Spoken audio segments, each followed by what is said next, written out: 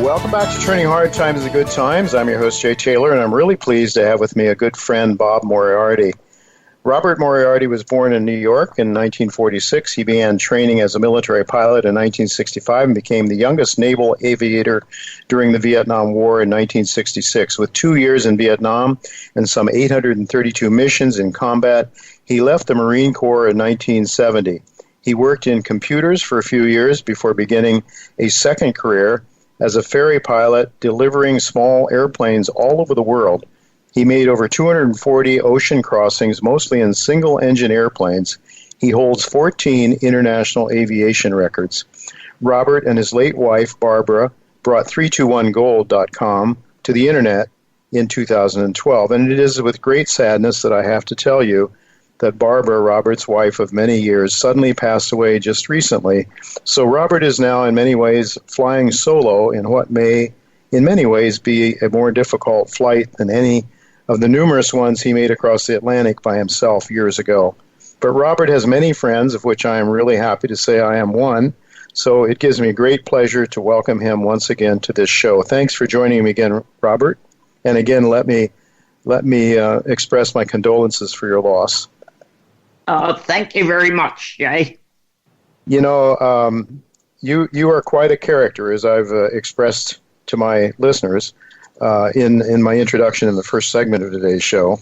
But you are a person that is very determined to speak the truth, and you are not going to let people push you around and tell you, tell you what you have to think.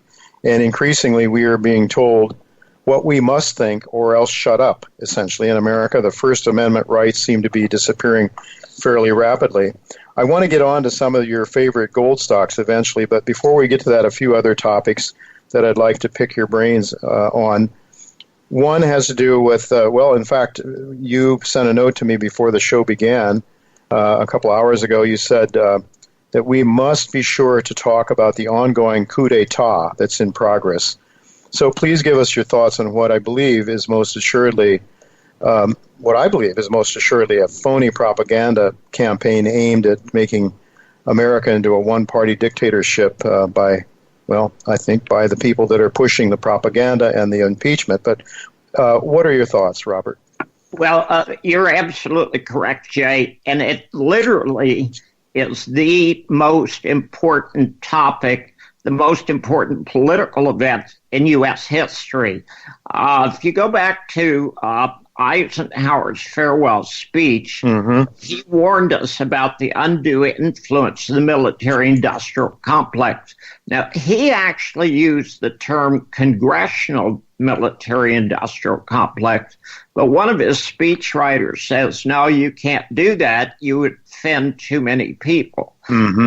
And in fact, the military-industrial complex has run the American political system since at least 1945. Eisenhower knew it. He warned us, and no one else has had the guts since then to do anything about it. John F. Kennedy was furious at the CIA trying to drag the United States into a war in Cuba, and he said he was going to demolish the CIA, and then magically he gets assassinated in Dallas. Now, before I say anything about coup d'etat, I want listeners to understand I personally think Donald J. Trump is a jackass. He's a dunce. He's ignorant. He's a bully, okay? But he was elected president of the United States in a fair election. Now, there was cheating going on in the election, but it was on part of the Democrats. Now, I am neither a Republican nor a Democrat. I don't waste my time voting because I know it has no effect. If it had an effect, they would make it illegal. But the CIA and the FBI and the DOJ have been after Trump since before the election. They tried the Russian scam. The Russian scam didn't work, so now they're pushing the Ukraine scam. Now, here's what's crazy. Do you know who Hunter Biden is? Yeah, sure. The son of the vice president. Yeah. Okay, do you know what his qualifications are to earn $50,000 a month from a Ukrainian gas company? Zero. He was a drug addict. Essentially, was kicked out of the Navy or one of the armed forces, I think, because of his drug addiction. Well, this kid is so stupid. He not only was snorting coke just before he took a Navy physical, which he flunked, and they kicked him out of the Navy. He turns in a rental car, and he left his crack pipe in the car. Now, those are the new qualifications. If you're Joe Biden's son and you're a crackhead, you're worth $50,000 a month in the Ukraine. And Joe Biden gets on TV and he brags about strong-arming the Ukrainian government to fire the prosecutor who is going to investigate the company that hired Hunter Biden. Yeah, so that was at that was at the Council of Foreign Relations, and I've seen it played and replayed many times, where he was bragging about how he was giving them a few hours to fire this guy because the prosecutor was looking into Hunter Biden and why he was being given all this money, and so they fired him, Biden really bragged about how he used his power to get rid of this guy. So.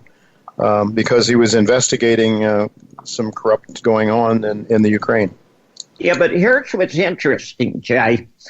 How could the Vice President of the United States withhold $1 billion in aid to the Ukraine all by himself? Yeah, he couldn't. As a matter of fact, in that same discussion, he talked about how the Ukraine said, well, you're not the president. And Biden said, yeah, well, just give the president a call. Give President Obama a call. You'll find out. Yeah, exactly. So here's the key. Obama's dirty, Clinton's dirty, Biden's dirty, Pelosi's dirty, McCabe's dirty, Comey's dirty, Brennan's dirty. They're all dirty, okay? And Donald Trump threatens their Rice Bowl. So if you remember what Chuck Schumer said, yes. He said the CIA has 6 ways from Sunday to get back at you, and that's what this is. Now, here's what's scary, and nobody's talking about this. Let's say you have a coup d'etat, and it succeeds. What do you get then? Well, you get a military dictatorship. If they learn they've got so much power that they can literally boot a president or kill a president, which is what they prefer to do, we're going to have a military dictatorship. Now, let's say they don't succeed. They're going to keep trying. Yeah. Okay. We have passed the point of no return. There is no going back. There will never be another honest election in U.S. history. It is the end of empire. And here's what's scary. That's not the bad news. The bad news is I wrote a book in January, published it in February. I've been writing about it ever since, and I said the everything bubble is going to blow up, and we're going to have a market crash in October. Now, do you know what Powell did today? No, I didn't follow it, actually. I saw he was on television here a little while ago. What did he say? Well, he announced QE4 without announcing QE4. Okay? It's over. Okay? If you're not prepared, if you don't own some gold and silver, if you are not out of debt, if you are not prepared for what's coming, you're screwed. You've been warned. People have written about it. People have talked about it. And it's here. Yeah. Well, certainly gold is having an okay day, nothing special. It didn't seem as if the gold markets have really caught on to it that much. The equity market, though, isn't responding as it has in the past when QE was announced, or is he not that clear about it to the markets? Perhaps it's QE of a different face. It looks like you can have your cake and eat it too, perhaps. Well, he used weasel words, but it's QE. Yeah, weasel words, yeah. Spade. Okay, let's go on to something else. Okay, let's go on to something else. So we need to have gold. That's not a new message on this show. We've talked about a couple of your favorites and mine, the ones that I own, and actually Novo Resources is a sponsor to this show, and Irving Resources is soon to become one, I understand. But a couple of new names. Let's go to Maple Gold, exploring the Dewey project. It's a project. It's a company that I followed for a while. Got so sort of tired of it. It wasn't going anywhere. It has a lot of ounces, low grade, bulk mineable project there in Quebec. Talk to us about that and why you like that one, Bob. $3 an ounce. That's what the market is valuing it now? Yep. Here's what's crazy. I am not smart enough or educated enough to come up with complex solutions. I can only come up with simple solutions. You just nailed it. And the funny thing is, if I could have paid you to say that, I would have done it. People are bored with Maple Gold. They've got about 2.5 million ounces in Quebec. It's low grade. Okay. They're bored. They sold it off, and you can buy gold at $3 an ounce. I wrote about it. Now it costs you $4 an ounce to buy gold. Now, if you believe the price of gold is going up, you want the most leveraged gold producer you could possibly have. These guys have a resource now. They're going to be coming out with another higher quality resource shortly, and they got gold at $4 an ounce. I mean, I don't think you can beat it. Now, I went out in the open market and bought a bunch of shares. I mean, they didn't do me any favors. I like the stock. I like the story, so I bought some. Mm-hmm. Yeah, it trades in Toronto. MGM is a symbol. MGMLF in the U.S., 227 million shares at 10 cents in Canadian money thereabouts, giving it a market cap of around, let's call it $23 million or something like that. So, well, that's one I'm going to take a look at again. Thanks, Bob. I had followed it for some time. I know the management, and we'll have a look at it again. And I agree with you. The leverage play, if gold is going up, once you get past the cost of production, from that point onward, a stock can be of zero intrinsic value and then grow very rapidly if the gold price rises, which I think you and I both believe almost certainly will be the case. In dollars, the question is, what is the dollar going to do? But that's a question for another day. You just raised another important question. Gold is not going to go up in value. The dollar is going to go down. Right. There's a difference. And you get to see gold prices like you have never dreamed. The everything bubble is bursting. I've been right about it. I've absolutely nailed it for 10 months now. It's here. You're going to see Deutsche Bank go under. You're going to see banking system collapse. We have bad times coming. You would either be prepared or you are going to be destroyed. All right. Well, that's just the way it is. It's not that we want it to be that way. In fact, sometimes I cringe when I think about an equity market collapse and the things that might be coming ahead. But let's go on to Novo Resources. People know that one well from Quinton was on just a couple of weeks ago. But give us quickly your thoughts on Novo. Okay. Novo is a triple threat.